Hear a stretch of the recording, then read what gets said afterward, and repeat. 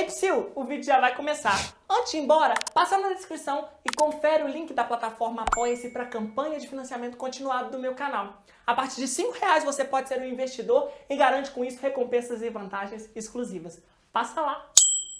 Compasso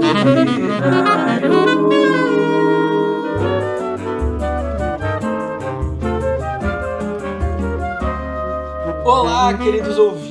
Estamos começando mais um programa Compasso Binário. Eu sou Ney Souza, violonista de 7 cordas, apaixonado pelo choro, e aqui comigo sempre meu fiel companheiro Caetano Brasil. Hello, do Tchan! Tô na área! Aqui é Caetano Brasil, clarinetista, saxofonista, trazendo pra você neste podcast compositores daqueles dos mais maravilhosos da música popular brasileira. E hoje a gente vai falar de um nome, assim, que eu sei que vai no nosso coração direto, que desde que a gente se conheceu, é uma referência, assim, que a gente falou, nossa, não é possível que você conheça tudo desse cara, que você ouve. De quem que a gente vai falar, Ney? A gente vai falar do Maurício Carrilho. Maurício Carrilho, que como violonista de choro é com certeza minha maior inspiração pessoal. E, enfim, como você falou, né, Caetano, quando a gente se conheceu, a gente, né, ouvia muito Maurício Carrilho. E eu acho que todo músico de choro tem a obra do Maurício como uma fonte de inspiração muito grande, né? Tanto pela qualidade quanto pelo número de composição que esse rapaz, que já tá aí há décadas no choro, tem. Com certeza. O Maurício Carrilho eu acho que é um dos nomes de maior destaque na cena do choro contemporâneo, pela sua performance, né? Pela sua atuação como instrumentista, como arranjador e por também já ter trabalhado com vários artistas da música popular brasileira. Muitos, a gente vai falar disso. E nessa coisa da exploração da linguagem do choro, né? Acho que a forma como ele consegue se reinventar, tendo já passado de mais de 1000 peças compostas dentro do universo do choro, é muito mágica e muito sedutora, né? Você pensar que um cara com o seu possível, estudo... né? Exato. Ele mostra que é possível. Como chegar lá, né? Pergunte-me como, diria o Maurício Carrilho. Exatamente. É um cara que mostra pra gente que realmente o choro é infinito, né? Eu gosto sempre de falar nesse processo de entender o choro como uma linha do tempo, que daqui a 50 anos a gente vai estar fazendo choro de uma nova maneira que nesse momento a gente não consegue nem imaginar qual é, mas vai ser. Ou seja, a linguagem vai continuar com o respeito à tradição se renovando e se transformando em coisas maravilhosas, como tá aí o Maurício Carrilho para provar pra gente. Com certeza. E você usou essa frase bonita que o choro é infinito, mas vamos colocar um ponto temporal aí pra gente acompanhar nesse podcast, que é justamente Maurício Carrilho, menininho, nascido, né, em família musical. Ele é sobrinho do Altamiro Carrilho, flautista, que tem uma marca sólida e enorme na música brasileira. É filho do Álvaro Carrilho, também um flautista incrível, compositor maravilhoso. O Álvaro foi o compositor que estreou a gravadora do Maurício, a Cari Records, então tem muitas composições incríveis dele nesse disco.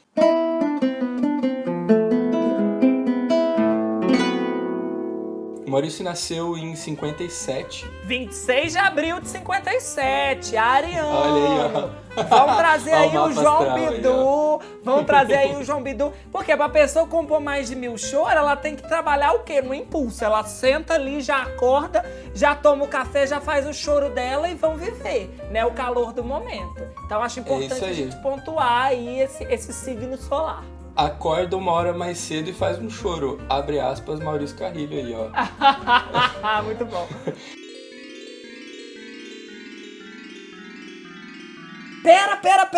Para, não. Deu uma interferência aqui no radar, que Plutão entrou em conjunção com Saturno e o meu sinal de João Bidu aqui pifou por um instante. Maurício Carrilho não é Ariane Melo, e sim Taurine Melo, do dia 26 de abril. Enfim, o Maurício tem uma história muito legal, assim, fofa, digamos, que com 5 anos de idade ele estava solfegiando uma melodia em casa E o Álvaro achou muito bacana, ele não reconheceu e ele ligou pro Altamiro, falando: Altamiro, você conhece esse choro que o Maurício tá cantando? E acabou que não, eles não conheciam e era uma partezinha, né? Era a parte A de um machixe. O Altamiro completou esse machixe que chama Toca Bandinha e o Altamiro gravou no disco de 1966 Altamiro Carrilho e sua bandinha no Largo da Matriz. Que linda então, Maurício, estreia, hein? Pois é, né? Estreia no disco do Altamiro com uma parte A de um machixe. Então eu acho que isso já diz muito sobre o que a gente vai ouvir, né?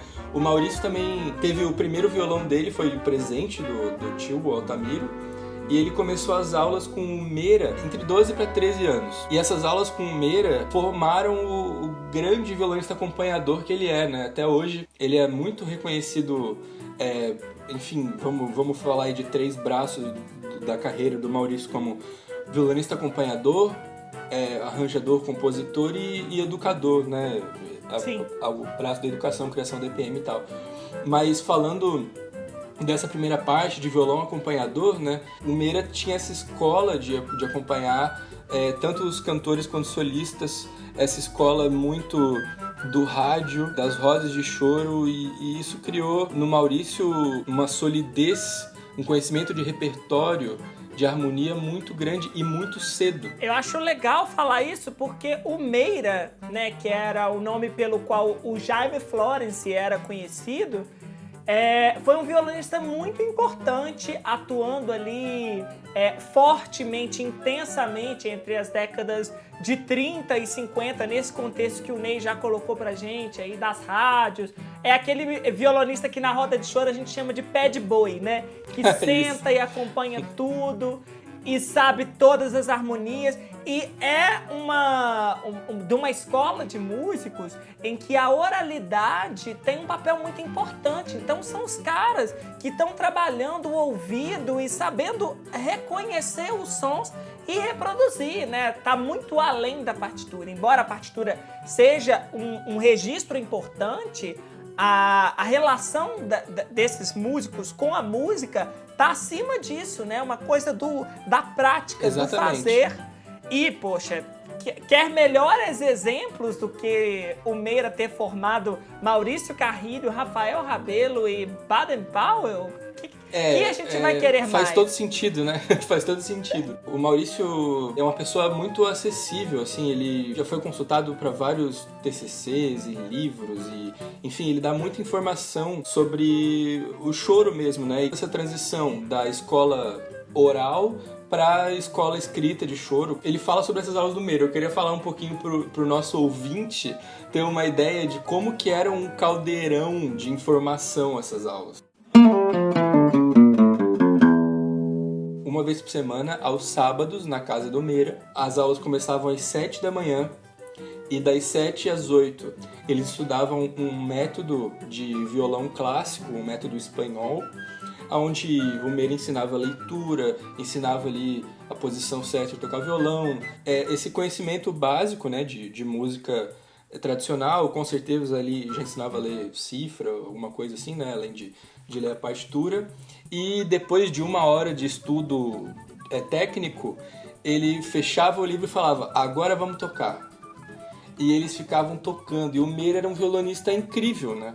Porque o Maurício fala que ele tocava tudo, ele tocava choro, machixe, valsa, bolero, música paraguaia, tocava as canções, né, mundiais, né, vamos falar, canção francesa. Imagina você ser formado por esse cara que é uma fonte de música boa, solando pra você acompanhar de ouvido, sabe? É uma coisa muito antiga, né? A percepção e a relação com o tempo também era muito diferente, né? Então as pessoas estavam, de certa forma, disponíveis a praticar isso, né? A vivenciar isso, por uma série de questões. E sorte a dele e agora a nossa de poder acompanhar o trabalho do Maurício, que é fruto, com certeza, de toda essa bagagem. Né? Sim, sem dúvida, sem dúvida. Além disso, né, tinha muita roda de choro. Então, os alunos e ficavam lá. A aula terminava perto do meio-dia, isso quando não passava, né? E chegavam músicos para tocar lá junto, para fazer as rodas de choro. Então você conhecia ali, né, as pessoas para fazer música. E ele se formou um violonista sólido, né, tão cedo que ele conheceu o Rafael e a Luciana numa roda de choro. E o Rafael logo falou, né, eu toco que nem o Dino, você toca que nem o Meira e a minha irmã toca que nem o Canhoto. Então a gente vai fazer o maior regional da nossa geração. E ele já deu uma previsão ali, né? Próprio Walter Mercado do choro, Rafael Rabelo, já abriu ali, já tirou a carta 6, o enforcado, já viu ali no tarô dele que isso realmente aconteceria, né? Porque eles marcaram uma geração e estrearam oficialmente juntos no disco tão icônico para a história do choro, que é o disco dos Carioquinhas.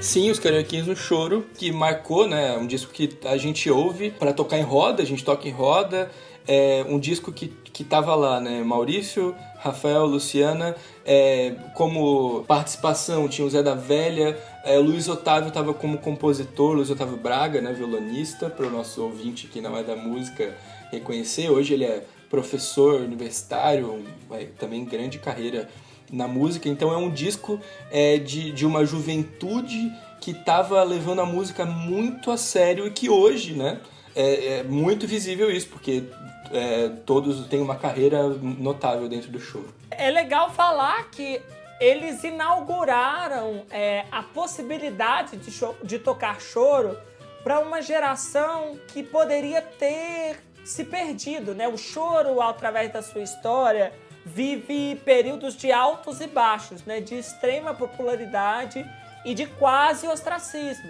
E aí, nesse ano de 77, né, na década de 70, a gente tem, eu acho que como 2 marcos importantes da retomada do choro, da retomada da popularidade do choro, tanto com o disco dos Carioquinhas quanto com o primeiro Festival Nacional de Choro, que o Rossini Ferreira ganha com a composição Ansiedade, que inclusive tá nesse disco. Isso, tá no disco, eles gravaram no disco. Então as coisas vão andando, né? E o Maurício aí, na sua juventude, já se firmando como um dos principais violonistas de acompanhamento da sua geração. Vale a pena a gente fazer um recorte aqui do programa para falar também dos discos do Maurício como acompanhador, porque ele é um violonista incrível, um melhor acompanhador na minha maneira de apreciar, né, como o violão é tocado. E eu acho que tem alguns discos que colocam o Maurício nesse primeiro plano junto com o cantor. Os discos que ele gravou com o Marco Sacramento, então tanto o disco A Modernidade da Tradição, que é de 94, quanto o disco Saravá Baden-Powell, com a Clara Sandor em 2002, são discos que são uma aula de violão, assim, introdução, tem momentos, tem dinâmica, tem rítmica, e principalmente no Saravá Baden-Powell eu acho que é talvez o disco que mais me ensinou violão, assim, violão de acompanhamento. Eu acho legal fazer esse link, né, como a gente falou, do Meira, que também foi professor do Baden. O violão do Maurício tem muito a ver com o violão do Baden, né, tem uma inspiração direta, é nítido isso. E é legal falar também porque a gente naturaliza dentro da escola do choro a coisa de falar violão, mas que o Maurício Carrilho toca principalmente violão de 7 cordas. Né? Ele E passou a tocar violão de 7 cordas, na verdade, nos anos 2000, em 2001. Até então ele tocava 6 cordas, né? Mas, claro, ele é, com certeza, desde então, visto muito como violonista de 7 cordas, porque ele só tocou 7 cordas depois disso, né? É muito difícil ver um violonista tocar 6 cordas. E você também comentou, o Meira deu aula pro Baden, o Baden é uma grande influência. Isso não só é corretíssimo, quanto o Maurício disse em entrevista, uma frase também que eu nunca esqueci: minha maior influência, né, em primeiro lugar, é o Baden-Powell, e em segundo e terceiro também. Então ele deixa muito claro que ele ouviu tudo do Baden, tirou tudo do Baden, ele entendeu o Baden a ponto de gravar essa obra-prima que é o Saravá Baden-Powell. Então ouçam que é um primor de canção, né, de voz, de violão e de percussão. O Marco Suzano tá tocando percussão nesse disco e é excelente.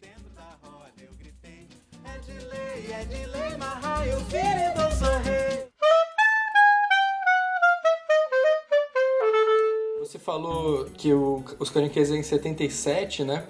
E eles já tinham uma maturidade musical tão grande que um outro marco aí na carreira do Maurício é o início dele como arranjador, né? Então, em 78, ele tinha 21 anos, a convite da Nara Leão, ele dividiu os arranjos do disco da Nara com o Roberto Menescal, o disco E Que Tudo Mais Vai Pro Inferno. E ele diz que arranjar, começando com esse trabalho com a Nara, fez ele ter como uma característica de arranjador prestar atenção nas letras, levar isso em consideração na hora de fazer a textura, né, pro arranjo, e que isso marcou bastante porque a Nara também prestava muita atenção nas letras que ela cantava. E esses detalhezinhos que a gente descobre pela vida sendo um violonista curioso, Caetano. Porque eu sei que você tem essa coisa com a Nath, eu tenho com o Maurício, eu gosto muito dele. E eu ganhei uma revista da minha mãe, quando eu tava começando a tocar violão, que ela achou num sebo, que a capa é do João Bosco, mas ela chegou e falou pra mim assim, né? Pô, imagina, o João Bosco, que é um artista super mega conhecido da música brasileira, e aí tinha uma entrevista com o Maurício na revista, né? Ela falou assim: meu filho, eu comprei pra você que tá estudando violão por causa do Maurício Carrilho. Então, ela nem olhou a capa do João Bosco, ela falou assim: ó, esse rapaz que você fala tanto? Então tá aqui.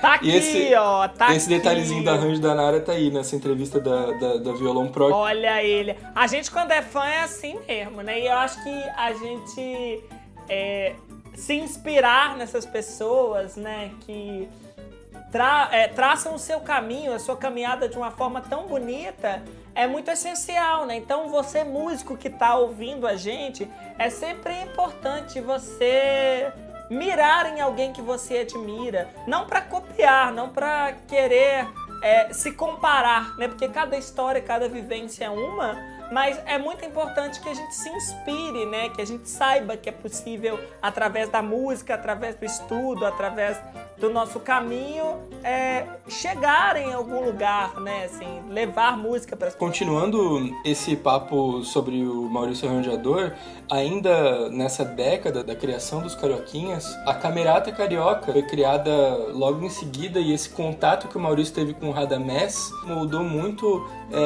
a visão que ele tem sobre arranjo, né? Tanto, com certeza, de ouvir, né? Que a gente ouve essa referência musical. Por exemplo, se eu não soubesse que ele conheceu pessoalmente o Radamés, né, dá de saber da música, né, do arranjo. Com certeza. Mas ele relata mesmo que o Radamés era um cara que falava e incentivava muito os mais novos a tirarem os arranjos. E o Radamés tinha esse contato com o pessoal mais novo, né? Se você quiser saber mais sobre Radamés Gnately, ouça nosso episódio piloto do Compasso Binário.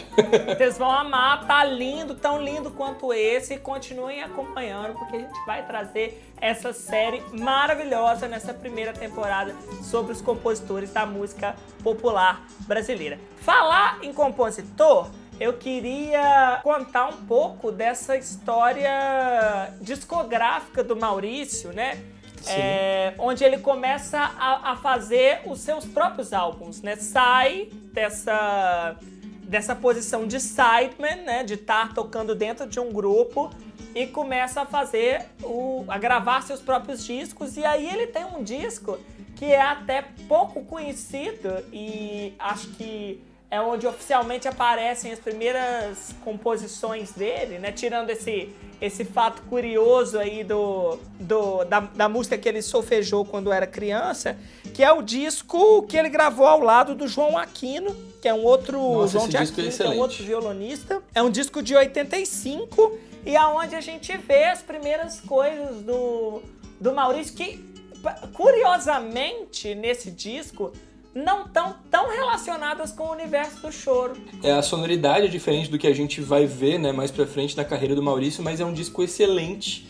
Eu, infelizmente, nunca tive contato com o disco físico, né, a obra física. Eu vi ele do podcast, a gente ouvir um pedacinho desse disco. Se tiver, eu recorto um pedacinho e coloco no fundo.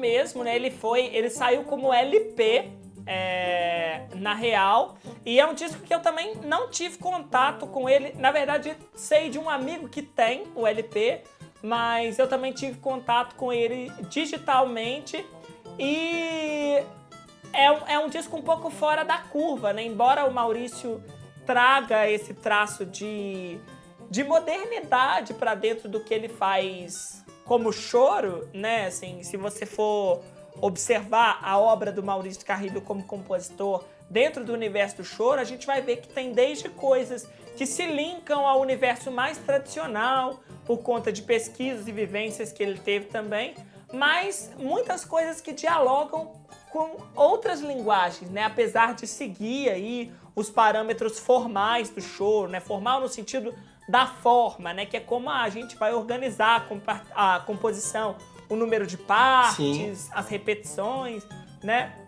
E nesse disco parece que ele explora bastante esse lado, não propriamente na linguagem do choro, porque quando ele chega aí no início dos anos 2000, ele já começa uma discografia que aí já é chorística de corpo e alma, né? Tem o CD dele, Maurício Carrilho, da capinha vermelha. Se a gente dividisse a carreira do Maurício em arcos, né? É o período clássico. O período clássico do Maurício. Total. Esse disco é muito foda porque tem arranjos lindos, com instrumentações maravilhosas. Juntou tudo, né? Juntou os músicos mais fantásticos possíveis com arranjos que eu acho que... Eu tenho a impressão que essa quantidade de... que nesse disco o Maurício mostra a cara dele, né? Ele fala, ó, isso aqui é o que tá na minha cabeça, em termos de composição, de arranjo, de instrumentação, de forma musical, né? Porque todas as composições têm essa forma impecável de choro. Tem valsa, tem machixe, tem scottish, tem quadrilha, tem choro sambado, tem tudo nesse disco. E parece que ele estava aguardando isso, né? Ele fez muito arranjo para outros trabalhos, ele acompanhou muita gente. E quando saiu esse disco, Maurício Carrilho, de capa vermelha, dos anos 2000, né? Ele parece que foi sabe, transbordou tudo de música de Maurício Carrilho ali, e a partir daí eu acho que começou o período clássico, né?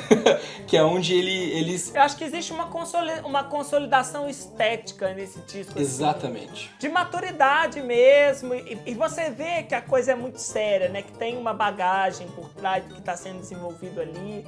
Claro. Acho que é um ponto muito marcante, embora ele tenha feito coisas maravilhosas antes. Como, por exemplo, o Trio, né? Que é dele com... Disco que ganhou prêmio, gravado na França. Disco com arranjos maravilhosos. que é uma referência comum nossa também, né? Quando a gente se conheceu, a gente logo falou do desse trio, disco, tocou uma coisa ou que outra. também não é só de choro, né? Ele tem bastante coisa do repertório de choro, mas tem umas outras coisas, Tem tipo... Piazzolla, né? Ragtime, umas coisas que vão pra Tem outros... Scott que Joplin, dialogam Piazzolla. com o choro, coisas que dialogam com o choro, mas que também fazem pontes com outras linguagens, que eu acho que acaba sendo a essência do choro do século XXI, né? Do choro contemporâneo. Sem dúvida, eu acho que o disco do trio é bem emblemático. E o trio, já linkando assim, o trabalho do trio como discografia, ele tem trabalhos lindos acompanhando a Teca Calazans. Sim, cantora maravilhosa. Peço perdão aos ouvintes porque eu não sei pronunciar o nome dela direitinho, mas eu acho que é isso, Teca Calazans. É isso mesmo. E enfim, quando eles gravaram o disco do trio, eles estavam lá gravando com a Teca, né? E a Teca tem um disco dedicado à obra do Maurício do Meira, que também é maravilhoso de ouvir. Tem muita canção linda. Aliás, grande compositor de canções, o Maurício, né? Acho que não estava tanto na nossa pauta, mas acabou de vir aqui, mas o Maurício tem muitas parcerias com o Paulo César Pinheiro. Ele é um compositor de mão cheia, né? E a gente vê que sai composição boa para tudo, para voz, para violão e orquestra, para camerata, para regional.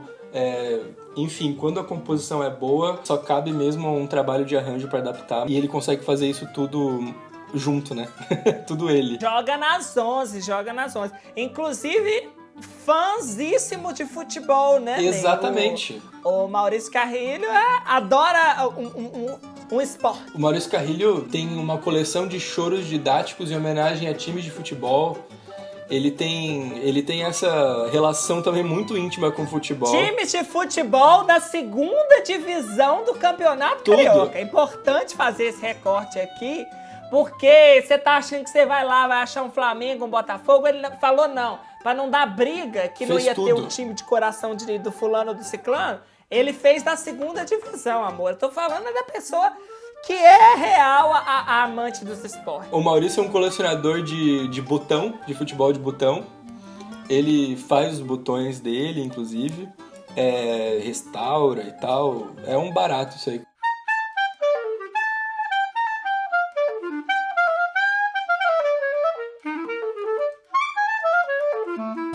Já que a gente entrou aí nesse assunto discografia, Maurício Carrilho, eu acho que tem um outro disco que a gente não pode deixar de citar, que eu acho que dá continuidade de forma indireta a esse trabalho do trio aí, mas com outros músicos, né? Mantém o Pedro Amorim, chega o Naylor Proveta e o Jorginho do Pandeiro, que é o Arranca Toco, né? Como eu escutei esse disco. Eu também. Esse disco, aliás, não é só uma continuação do trio, como é uma continuação do trio.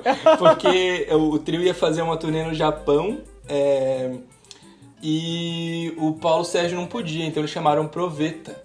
E aí o Proveta trabalhou um monte ali com eles, uma afinidade incrível, e eles acabaram tendo que entrar em estúdio com o Jorginho, e saiu, né? Saiu o disco, saiu.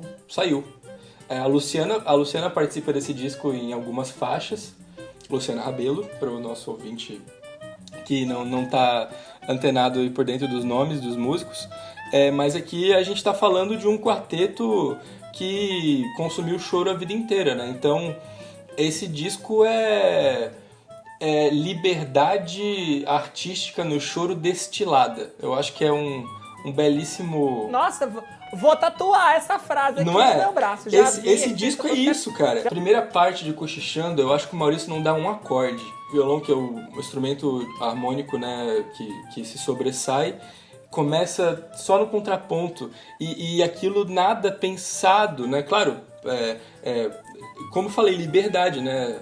Vamos tocar os clássicos de choro que a gente toca na nossa vida inteira. Então você começa a tocar e eu vou te acompanhar. E é isso, já sai no contraponto, já sai com ideia. É incrível esse disco. Esse disco é demais, assim, pra quem quer ouvir improvisação na linguagem do choro, é um disco essencial.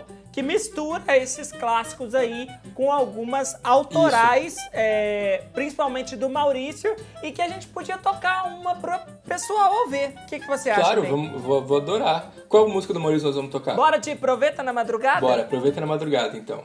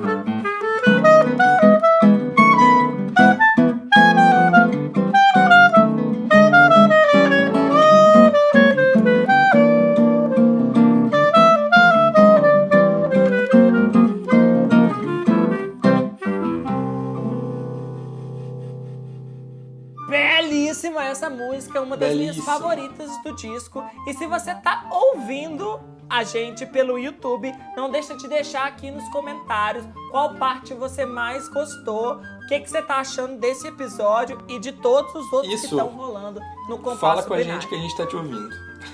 E agora, vamos continuar falando do Maurício. Ele tem esse lado, né, acompanhador, compositor, arranjador, e tem o lado da educação, que veio desse gosto pela pesquisa do choro, junto com a violonista Ana Paz. Eles fizeram uma pesquisa que deu origem ao Princípios do Choro.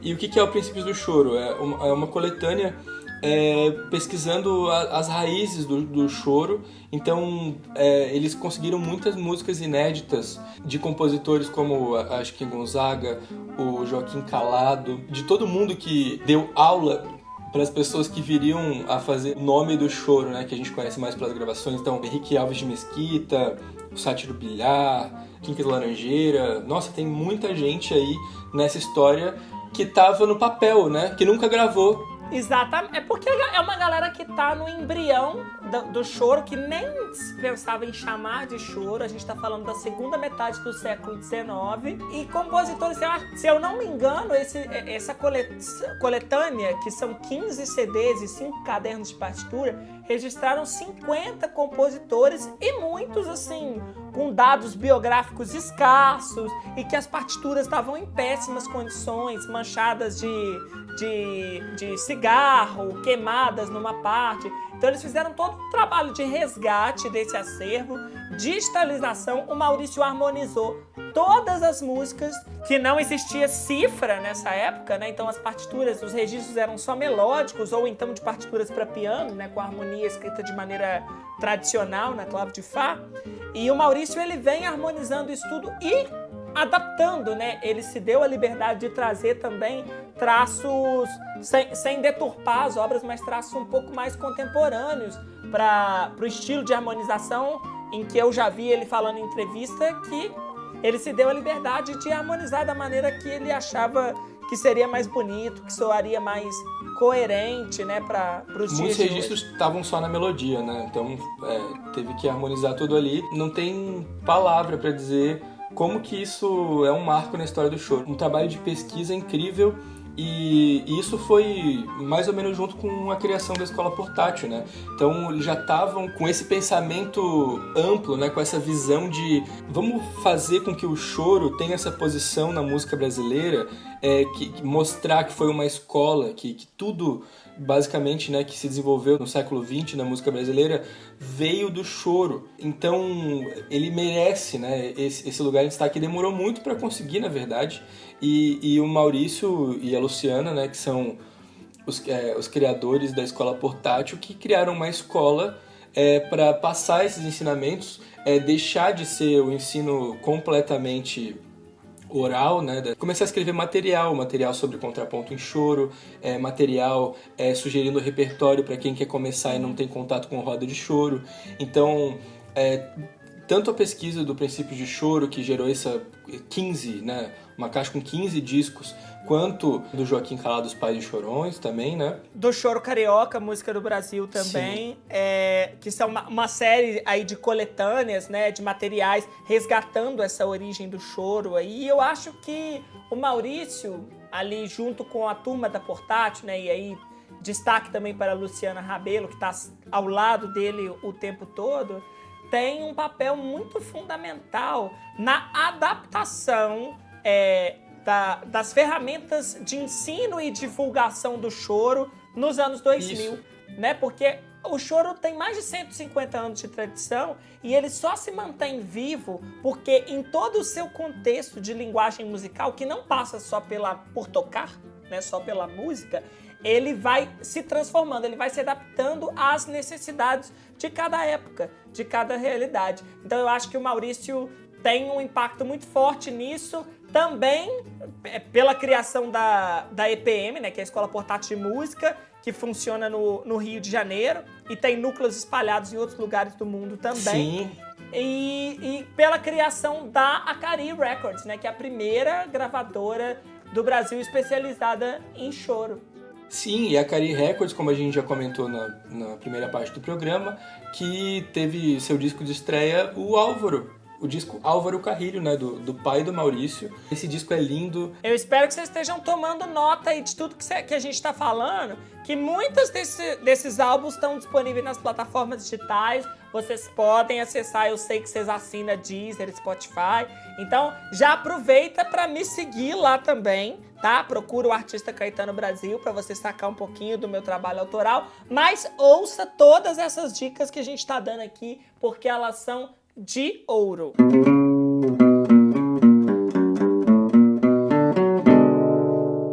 Um outro disco que saiu pela Cari Records já em 2007, que eu acho que representa uma virada de página na história do choro contemporâneo, é um disco do Maurício Carrilho chamado Choro Ímpar, que, sem brincadeira, acho que tá entre os 3 discos que eu mais ouvi na vida, assim, furou o tanto que eu ouvi. Mais uma vez o Maurício mostrando o lado compositor e arranjador e violinista dele, né, que grava maravilhosamente bem e sempre acompanhado dos melhores músicos. Então tá lá, Proveito, Toninho Carrasqueira, Arismar do Espírito Santo, o Marcos Tadeu gravou todas as percussões desse disco, Luciana, Cristóvão Bastos, todo mundo dando um show e fazendo tudo soar perfeito, né?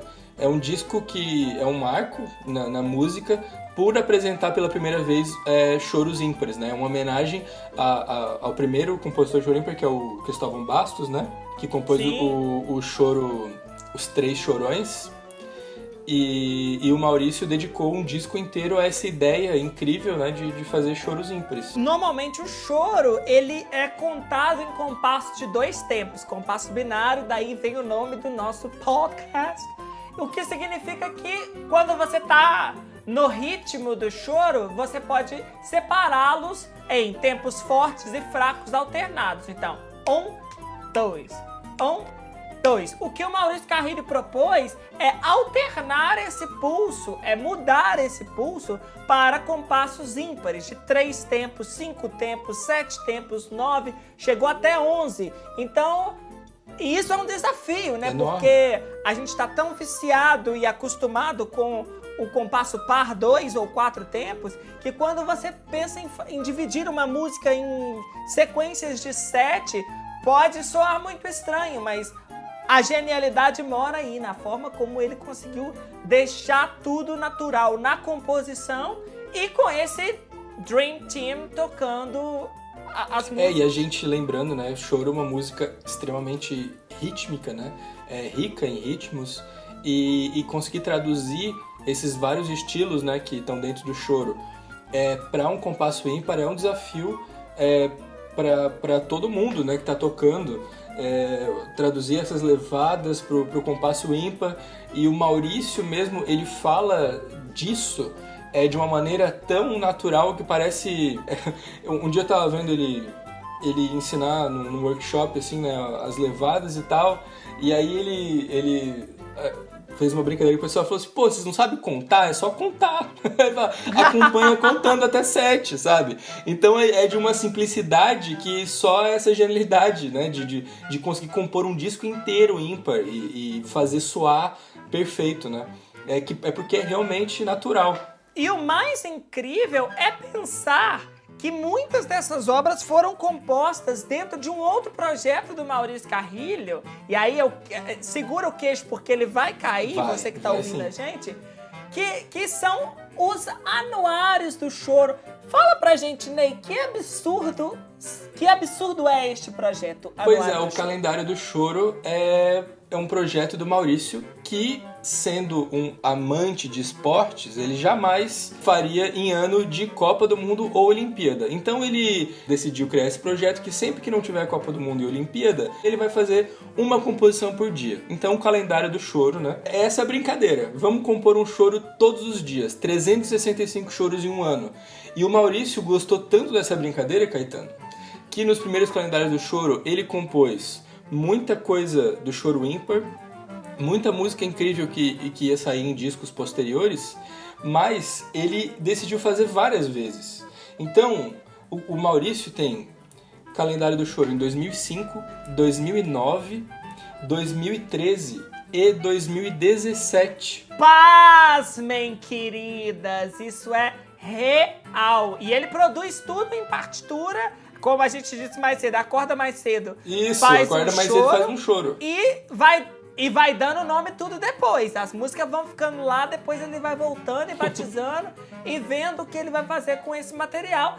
E disso saíram coisas preciosíssimas como o Choro Ímpar, que a gente acabou de contar pra vocês. E eu acho que pra gente fechar esse episódio, a gente tem que deixar os nossos ouvintes com uma música desse disco. Você não acha não, Ney? Claro, vamos tocar Seu Cristóvão, mais uma música em homenagem ao Cristóvão Bastos. Vai ser lindo, você fica aí pra escutar tudinho. Acompanha a gente nas redes sociais, tá? Eu tô lá no @CaetanoBrasil no Instagram, o @Ney com Y, Souza com Z, Neto. Lá no Instagram também sigam. Lá a gente vai dando todas as atualizações, falando dos próximos episódios que estão saindo no Spotify e também no meu canal do YouTube, youtube.com/CaetanoBrasilOficial. Muitíssimo obrigado, Ney, pela sua companhia maravilhosa. Estamos sempre juntos. Aguardamos você no próximo episódio e até a próxima. É isso. Beijo. 1, 2, 3.